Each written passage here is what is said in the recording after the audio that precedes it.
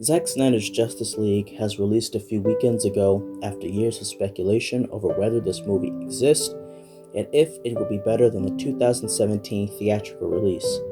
In short, it is better. That was an easy bar to clear, but is it a great film or even a good one? No. I'll be upfront, I wasn't a fan of the 2017 release, who was, and I'm also not a big fan of Zack Snyder's work, but that doesn't mean that I dislike him, just never have been particularly moved by his art. I like the tie-in with Superman's death and his scream activating the mother boxes and revealing their locations. It's contrived, but it was more so to show the audience the locations than it was to actually help anything.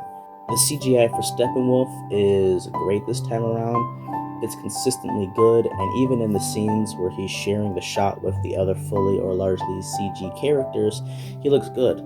The metal plate texture is cool, the light is mostly reflective, and he was all around cooler to watch on screen. The rain off the mascara was fantastic, easily the best action set piece in the entire film, and Steppenwolf looked great in action. Cyborg is the true emotional weight of this movie. Ray Fisher's performance is great, and the CG looks much better for him this time around. The relationship between Flash and his father works really well in this. All of the acting was great throughout. Everyone delivered convincing performances, and cast chemistry was good. The cinematography was great, but that's a given when discussing Zack Snyder films. Lastly, while I didn't enjoy the fights nearly as much as the Themyscira raid, every action set piece was done well and looked good.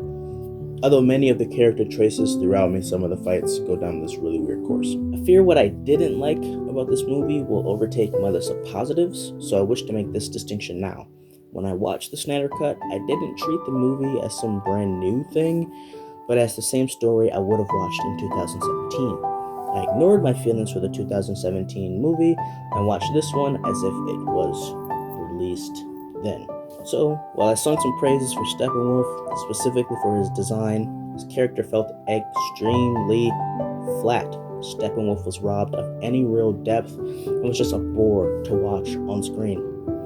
Darkseid is in the same boat. His appearance in the flashback was severely undermined by the nasty ass whooping he was given by Ares, a weaker version of Ares than the one Diana faced. It was extremely distasteful to give us the scene, then turn around and tease us with Darkseid using his Omega beams. He was truly wasted. I also wasn't a fan of the design choice for Cyborg. Something akin to his Teen Titans or Young Justice design would have been perfect. More often than not, I was completely pulled out of scenes whenever Cyborg was in a long shot. I cannot, and I will not, pretend that I like the 4-hour runtime. I find it ridiculous that a movie of that length even needed to exist. In fact, if we weren't in a pandemic, this wouldn't have been 4 hours. There would have been test screening. A lot of the scenes that were added to pad the runtime would have been cut. This movie probably would have been 3.5 hours. The sections of character introduction / reintroduction are incredibly boring and wouldn't have contributed to the long runtime if Warner Bros. Developed their cinematic universe before making Justice League. Studio mismanagement forced too much on this plate for me. Batman has virtually nothing to do in this movie, and Ben Affleck was doing his damnedest to give a great performance. All of the Aquaman stuff breaks continuity with the Aquaman movie.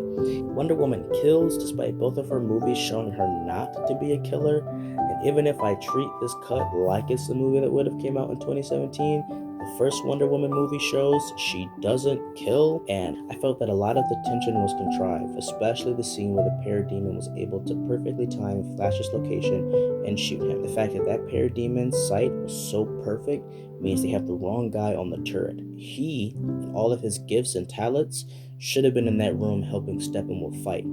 Going back to Flash and his running laps, the fact that Flash needed to do all that to build up enough energy for his special touch, but was able to jump into light speed while standing still is absurd. The writer for this movie clearly didn't know how to balance out Flash's power. I think to add more depth to our main antagonist, Steppenwolf should have failed to conquer Earth the first time, and as part of his punishment for failing, he had to reattempt Earth in addition to his 50,000 worlds. It would have given us an on-screen demonstration of Steppenwolf's failure, wouldn't have made Darkseid a loser, and would have gave us a chance to emotionally connect with our main antagonist. That's what Justice League did, which is a shame that I have to give praise to that movie. Character decisions in this film create some of the laziest contrivances in any film I've ever seen. The Amazonians killed hundreds of their own soldiers trying to drown creatures that fly, and a humanoid godlike attacker who can jump several stories with ease. The Amazonians' decision to fire an arrow hundreds of miles and hope that Diana would know what it means instead of just sending a scouting party to find her and let her know that there's an attack on Earth. King Orm's decision to not send reinforcements when Steppenwolf attacked Atlantis was stupid. I get that he doesn't like humans, but his irrational anger also means the destruction of Atlantis. So if this movie came out in 2017 and this cut existed, it would have been really confusing as to why he doesn't want to defend Earth and his kingdom. The only way that I am able to understand his lack of urgency is because of the 2018 movie, which further reinforces that Zack doesn't care for continuity within the DC universe. He doesn't really understand these characters, their worlds, or anything.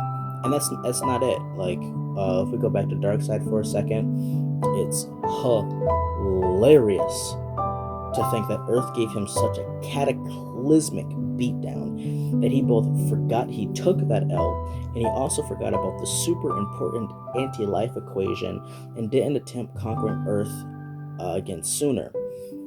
Which is why I said that it's contrived that Superman's death scream activated the mother boxes, because they had several millennia before Superman even showed up, before he died, to decide that Earth was free game.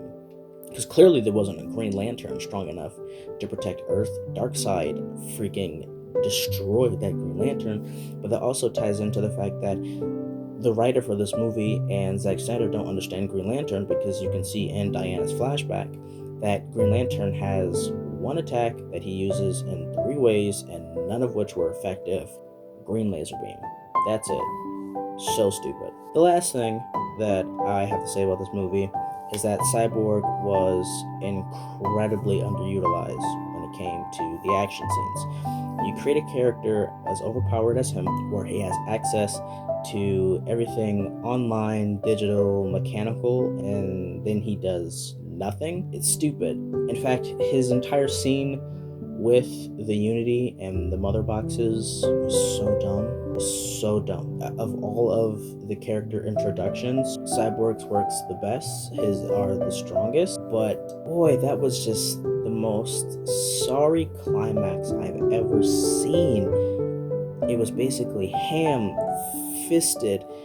I'm no longer the monster, Dad. I accept myself.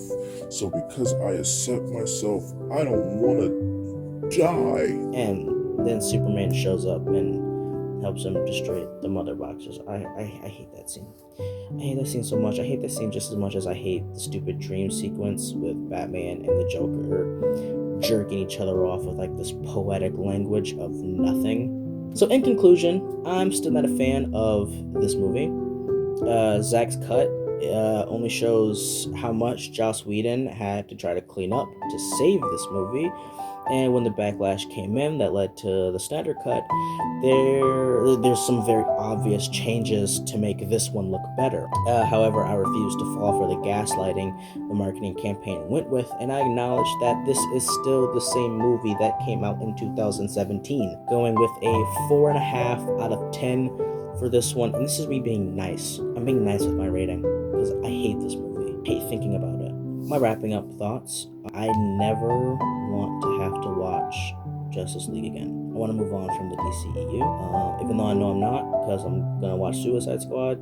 and I'm gonna watch Batman that comes out in 2022. So I know I'm not done, but I don't want any more Zack Snyder content, and I kind of hate that there's the restore the Snyderverse trend going on at the moment. I really don't want him to touch another comic book movie in his life because I'm so over Zack Snyder as a director. My next video or next couple projects I plan to do in the coming weeks, I have to introduce myself to the Godzilla King Kong universe.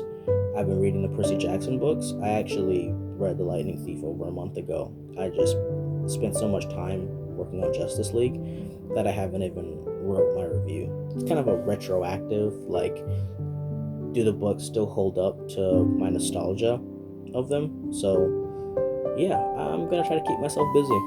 Thank you for making it to the end, and I will see you next time.